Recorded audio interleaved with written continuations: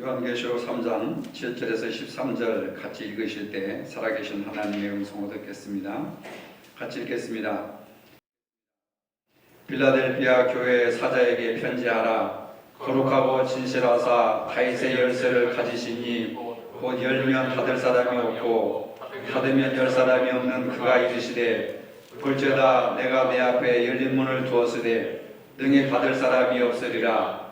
내가 네 행위를 아노니 내가 작은 능력을 가지고서도 내 말을 지키며 내 이름을 배반하지 아니하였도다. 보라, 사탄의 회당 곧 자칭 유대인이라 하나 그렇지 아니하고 거짓말하는 자들 중에서 엿을 내게 주어 그들로 와서 내 발 앞에 절하게 하고 내가 너를 사랑하는 줄을 알게 하리라. 내가 나의 인내의 말씀을 지켰은즉 내가 또한 너를 지켜 시험의 때를 면하게 하리니 이는 장차 온 세상에 임하여 땅에 거하는 자들을 시험할 때라. 내가 속히 오리니 내가 가진 것을 굳게 잡아 아무도 내 멸류관을 빼앗지 못하게 하라. 이기는 자는 내 하나님 성전의 기둥이 되게 하리니 그가 결코 다시 나가지 아니하리라. 내가 하나님의 이름과 하나님의 성 곧 하늘에서 내 하나님께로부터 내려오는 새 예루살렘의 이름과 나의 새 이름을 그의 위에 기록하리라. 귀 있는 자는 성령의 교회들에게 하시는 말씀을 들을지어다. 아멘. 빌라델피아라고 하는 말은 형제 사랑이라고 하는 말입니다. 형제 간의 사랑을 기념하기 위해서 빌라델피아라는 이름이 붙여졌습니다. 빌라델피아는 소아시아 7개 교회 중에서 가장 작은 도시였습니다.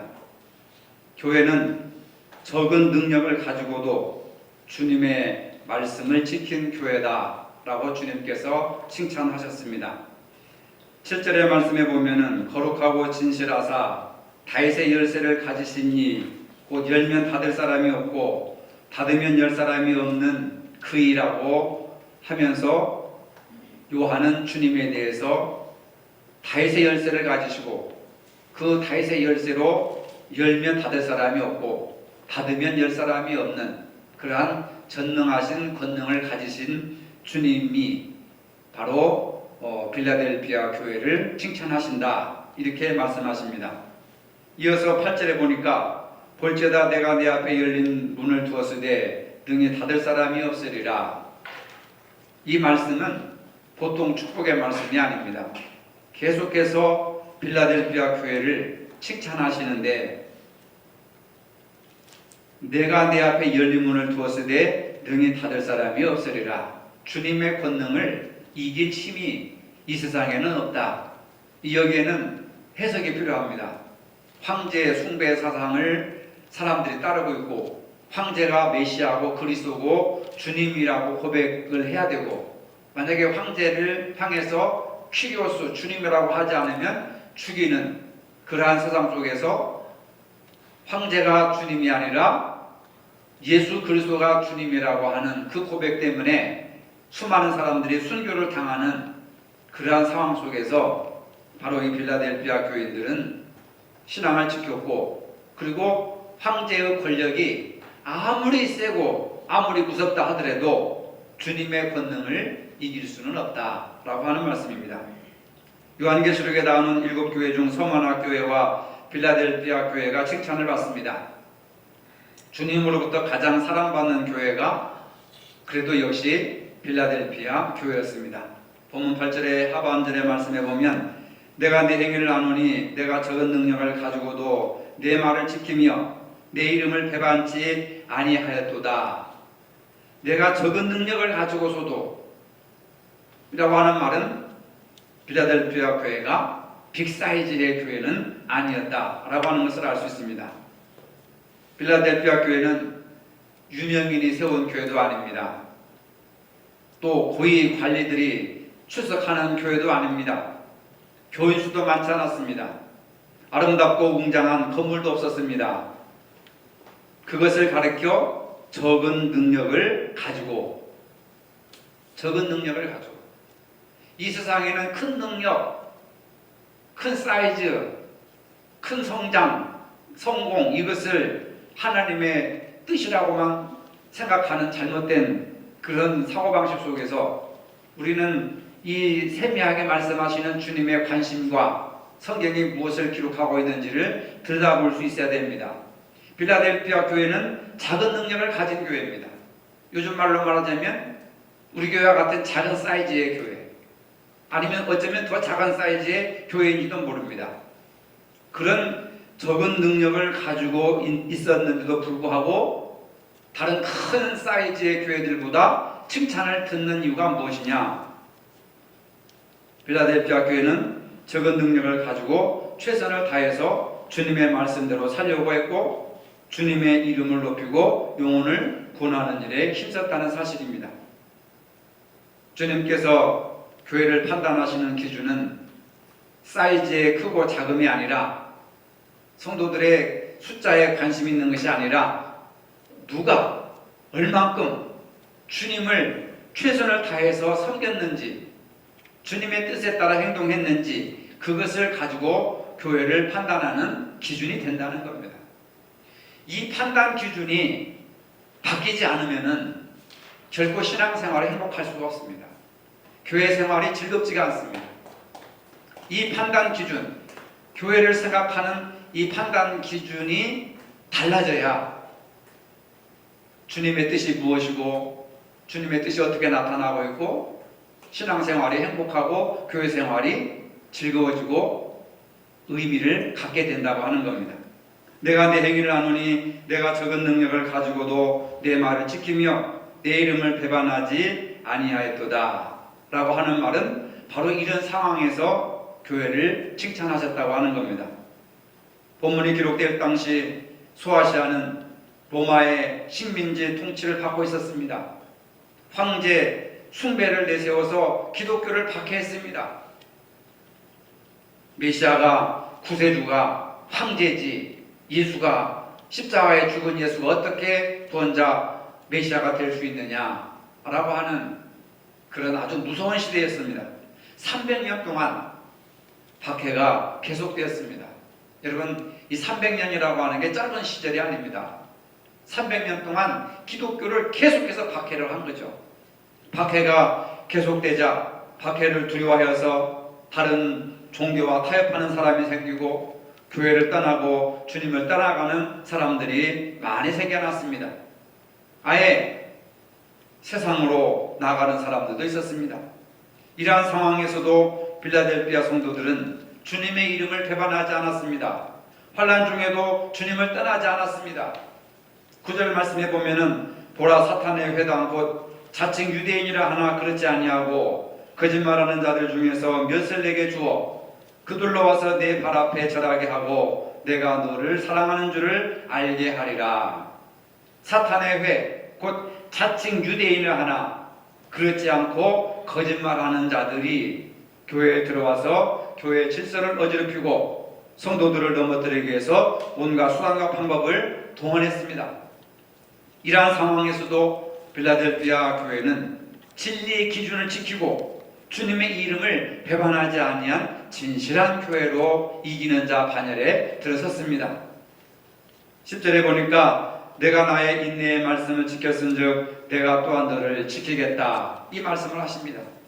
충실한 성도들을 향해 이기는 자는 하나님의 성전에 기둥이 되게 하겠다고 약속하셨습니다. 12절입니다. 이기는 자는 내 하나님의 성전에 기둥이 되게 하겠다.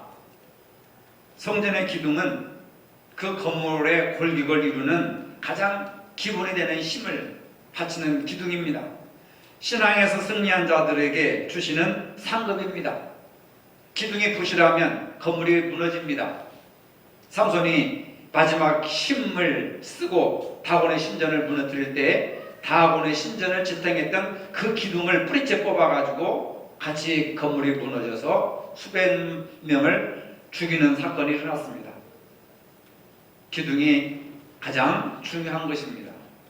빌라델피아 교회에 예수님은 어떤 모습으로 나타났는가? 7절에 보니까 빌라델피아 교회 사자에게 편지하기를 거룩하고 진실하사, 예수님은 거룩하시고 진실하신 분으로 소개되고 있습니다.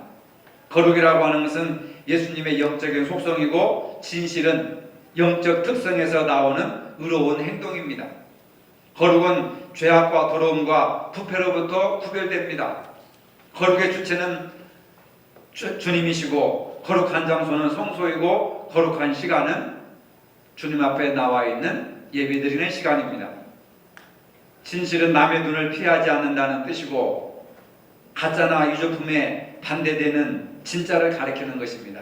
그래서 거룩과 진실은 예수님의 진짜 모습, 예수님의 속성의 모습이라고 할 수 있습니다. 그분이 거룩과 진실하신 그분이 다윗의 열쇠를 가지신 분이십니다. 다윗의 열쇠를 가지신 이 곧 열면 닫을 사람이 없고 닫으면 열 사람이 없는 그이가 말씀하십니다. 예수님은 진실하시고 거룩하신 분이시고 다윗의 열쇠를 가지신 분이십니다. 열쇠는 소유, 권리를 상징합니다. 건물 주인이 건물의 열쇠를 관리하듯이 예수님은 왕권 자체를 의미하고 다윗의 뿌리로서 하나님 나라를 통치하시며 우리의 생사복을 주관하시는 바로 열쇠를 가지신 주인이시다는 말입니다. 그분이 말씀하시기를 내 앞에 열린 문을 두었으되 능히 닫을 사람이 없으리라. 예수님 자신이 구원의 문입니다. 예수님은 나는 양의 문이라고 했습니다. 나는 길이요 진리요 생명이라고 했습니다. 구원의 문은 예수님이 십자가의 제사로 열어놓은 문입니다. 아무도 닫을 자가 없습니다. 황제의 권력이 아무리 강하고 또 견고할지라도 예수님이 열어놓은 구원의 문을 황제의 권력과 힘으로 닫을 수가 없다고 하는 겁니다. 세상의 그 어떤 권력도 교회를 막을 수 없습니다. 신앙을 무너뜨릴 수가 없습니다.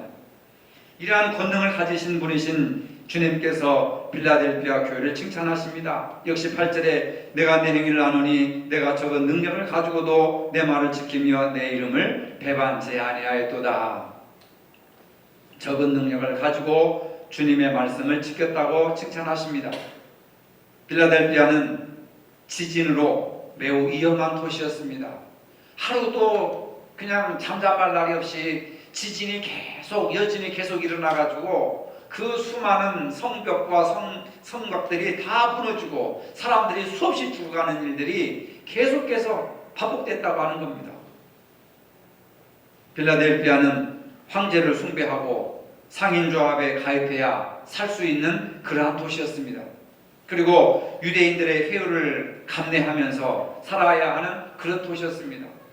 기독교인들은 다 죽이고 정치적으로 황제가 억압하고 종교적으로 유대인들이 기독교인들을 괴롭히고 얼마나 힘든 상황이었습니까? 그리스도인으로 산다고 하는 것이 굉장히 힘겨운 도시였습니다.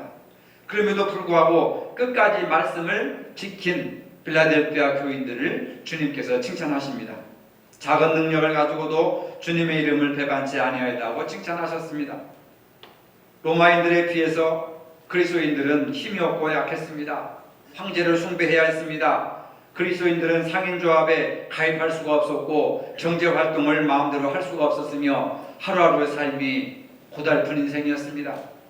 그렇지만 황제 숭배를 거부하고 예수님의 이름을 배반치 않았습니다. 신사참배 때 신사에게 절을 하면 살려주고 절을 하지 않으면 감옥에 가두고 고문을 하고 때로는 죽이기까지 하는 그런 상황과 비슷한 상황 속에서 살기 위해서 예수님을 배반하는 사람들이 있는가 하면 끝까지 신앙을 지키기 위해서 순교의 현장에서 이슬로 사라져간 수많은 선배들이 얼마나 많은지 모릅니다. 적은 능력이라고 하는 것은 바로 구성원이 매우 적었다는 것과 그들이 도시의 하층민이었다는 것, 보잘것없는 사람들이었다는 겁니다. 그리스도인들은 모진 시련과 혼란을 이겨냈던 참된 믿음의 소유자들이었습니다. 주님은 빌라델피아 교회를 향하여 다음과 같은 보상을 하셨습니다. 9절에서 10절입니다. 빌라델피아 교회에 자칭 유대인들이 무릎을 꿇게 하십니다. 9절에 보니까 보라 사탄의 회 곧 자칭 유대인이라 하나 그렇지 아니하고 거짓말하는 자들 중에서 몇을 내게 주어 저희로 와서 내 발 앞에 절하게 하고 내가 너를 사랑하는 줄을 알게 하리라. 사탄의 회, 자칭 유대인들은 자기들이 하나님의 거룩한 백성이고 하나님의 아들이라고 하는 선택된 그 유대인들을 계시록에 와서 요한은 사탄의 무리라고 이야기를 하는 겁니다. 여러분, 예수 믿는 사람들을 향해서 사탄의 무리라고 하면 여러분들 받아들이겠습니까? 유대인들을 향해서 사탄의 무리라고 하는데 유대인들이 아멘 하겠습니까? 죽이는 겁니다. 무슨 소리 하고 있느냐고.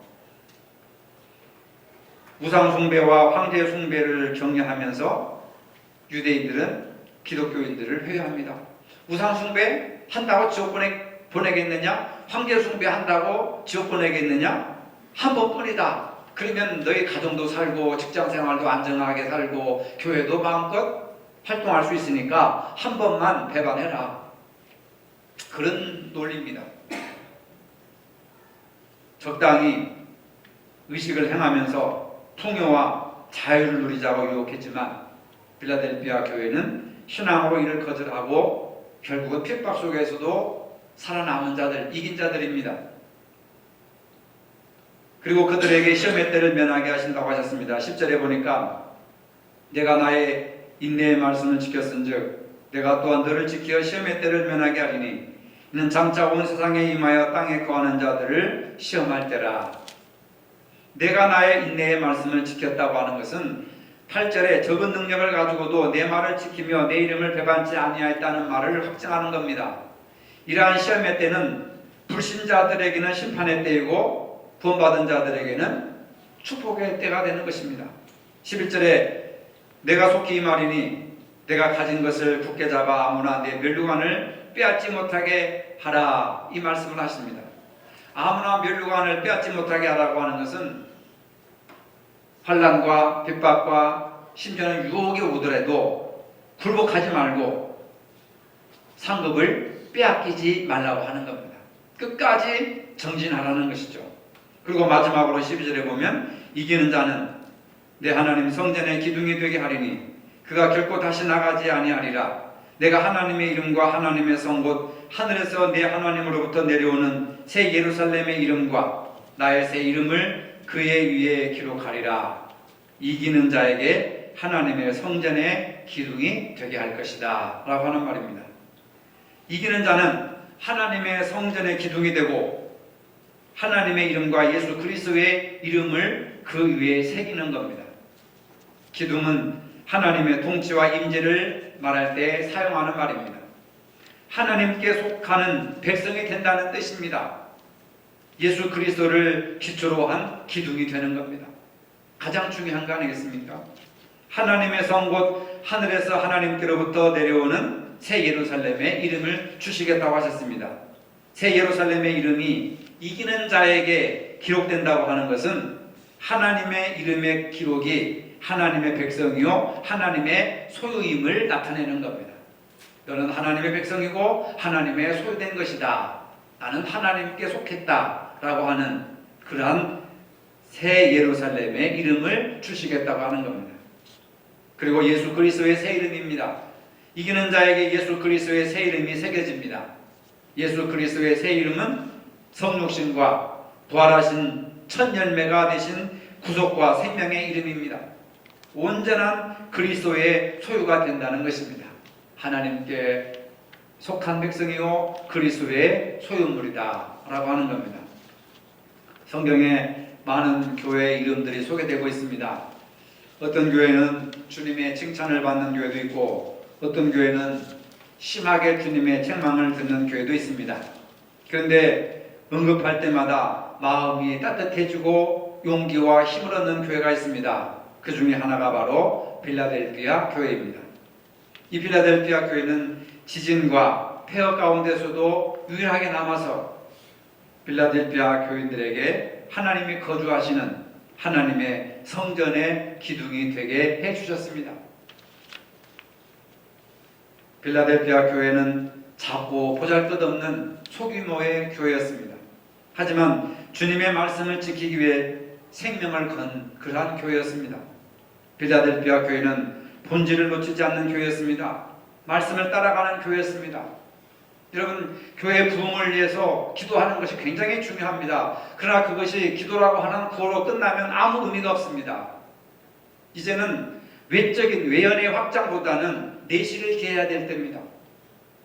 하나님, 내 안에 나쁜 속성들이 무엇인지, 말씀을 가로막고 말씀에 불순종하고 죄 짓는 것들이 무엇인지, 하나님의 말씀에 순종하는데 방해되는 그 마음들이 무엇인지, 인간관계를 파괴하는 그 행위들이, 그 그릇된 습관들이 무엇인지, 이런 것들을 빨리 벗어버리는 것을 우선으로 생각하고, 그리고 나서 다시 새롭게 재창조에 노력을 해야 되는 겁니다.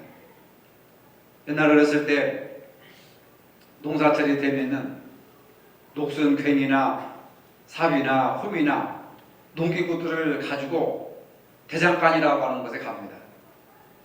대장간에 가면은 여러분들 아시다시피 숯불을 빨갛게 달궈가지고 풀무질을 합니다.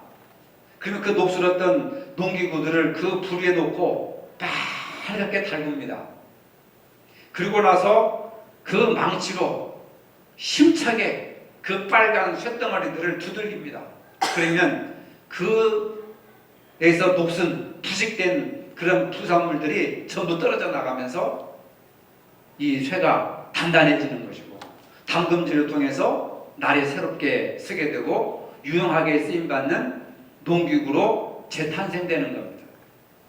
저는 회개라든지 부흥이라든지 변화라든지 이런 개념이 풀무불의 어떤 그런 과정과 비슷하다고 생각해요. 정말로 내가 부흥되고 변화되고 거듭나고 성령 충만하고 그걸 원하신다면은 여러분들 대장간의 풀무불에, 그 뜨거운 풀무불에서 연단받고 자신을 깨트리는 그런 과정이 필요합니다. 내 속에 녹슨 것들이 무엇인지, 부산물이 무엇인지, 무디게 하는 것들이 무엇인지, 그런 것들을 떨쳐내지 않고서는 부흥을 말할 수가 없습니다. 근데 우리는 그런 걸 과정을 다 간과하고 그냥 막 뭘 이렇게 바라고 되지도 않는 거예요. 그게 수십 년 동안 그렇게 반복하면서 살아왔던 타성에 젖어있던 우리들의 잘못된 신앙 습관들을 버려야 되는 겁니다. 왜 필라델피아 교회 적은 정성을 가지고도 말씀을 배반치 않고 예수님의 이름을 배반치 않고, 그래서 이기는 자로서 멸류관을 주시겠다고 칭찬을 하셨느냐? 신앙이라고 하는 것, 어떤 다른 것이 아니라 주님을 닮아가는 겁니다. 내 인격 속에서 주님을 닮아가는 것이지요. 다른 거 아닙니다. 필라델피아 교회는 작았지만은 주님의 칭찬을 받은 것은 성도의 자기 모습이 분명했기 때문에 그렇습니다. 말씀을 따라 사는 신앙이 자기 안에 세워졌습니다. 성도는 세상과 구별하여서 하나님의 사람으로 하나님을 위해 사는 백성이 바로 성도라고 하는 것입니다. 필라델피아처럼 칭찬받는 교회가 되기 위해서는 자신이 예수 그리스도에 대한 뚜렷한 기준이 있어야 됩니다. 신앙의 위기가 무엇인지 아십니까? 기준이 없어진 거예요. 한국 교회가 복음에 대한 기준이 없어진 겁니다. 그냥 크게 짓고 사람들이 많이 모이고 헌금 많이 쏟아지면 성공하고 그게 축복이라고 생각하는 거예요. 그러니까 기준이 없어진 겁니다. 이 사람이 말하면 이게 진리가 되고 저 사람이 말하면 저게 진리가 되고, 갈팡질팡 갈팡질팡 시대에 따라서 흔들리고, 일제시대 때는 신사참배하고 지금 와서는 세습하고, 기준이 없어진 거예요. 여러분들 자신 속에서도 기준이 없습니다. 이 사람이 말하면, 교회에서 영향력 있는 사람이 말하면 그게 진리가 되어버리는 거예요. 주님이 말씀하신 것이 기준이 아니라 사람이 말하는 것이 기준이 되어버리는 거예요. 기준이 분명하다고 하는 것은 주님의 뜻에 순종하는 삶을 살아가는 어떤 그런 방향을 발견하는 겁니다. 배가 밤에 항해하다가 등대를 발견하고 그 등대를 보고 방향을 찾아가는 것처럼 등대와 같은 하나님의 말씀이 우리 삶의 기준이 되고 교회의 기준이 되고 그렇게 할 때 선명하게 주님의 뜻을 따라 살아갈 수 있습니다. 기준이 없으니까 이게 주님의 뜻인지 저게 주님의 뜻인지 우왕좌왕 갈팡질팡 하다가 목소리 큰 사람 힘 있는 사람 따라다니는 거예요. 그게 신앙이라는 건 찾아볼 수가 없습니다. 그래서 사람의 뜻의 기준이 아닌 주님의 뜻의 신앙의 기준을 삼으시기를 바랍니다. 빌라델피아 교회는 크고 작은 사이즈를 말하는 것이 아니라 선명한 기준, 황제가 기준이 아니고 황제 숭배가 기준이 아니고 유대인들의 가르침이 기준이 아니고 오직 십자가에 죽으시고 부활하신 주님이 교회의 기준이 되어야 된다. 그 기준을 따라가다 보니까 능력 있고 권세 있는 삶을 살게 된 것이고 주님의 마음에 합당한 그러한 칭찬을 받게 된 겁니다. 바로 여러분들도 사람의 뜻이 기준이 아니라 주님의 뜻을 신앙의 기준으로 삼으시기 바랍니다. 그럴 때 우리는 주님 마음을 기쁘시게 할 것이고 주님은 우리를 통해서 수많은 일들을 이루실 것을 믿으시기를 바랍니다. 걸어가신 주님, 이 땅의 많은 교회들 중에서 빌라델피아 교회처럼 주님이 거주하시는 주님의 기둥 같은 교회로 주님의 말씀을 기준으로 삼는 칭찬받는 교회가 되게 하여 주시옵소서. 예수님의 이름으로 기도합니다. 아멘. 빌라델피아 교회처럼 작지만 끝까지 믿음을 지키어 주님께 칭찬받기를 원하는 모든 성도들에게 성부와 성자와 성령의 이름으로 이제로부터 영원토록 함께 하시기를 축원하옵나이다. 아멘.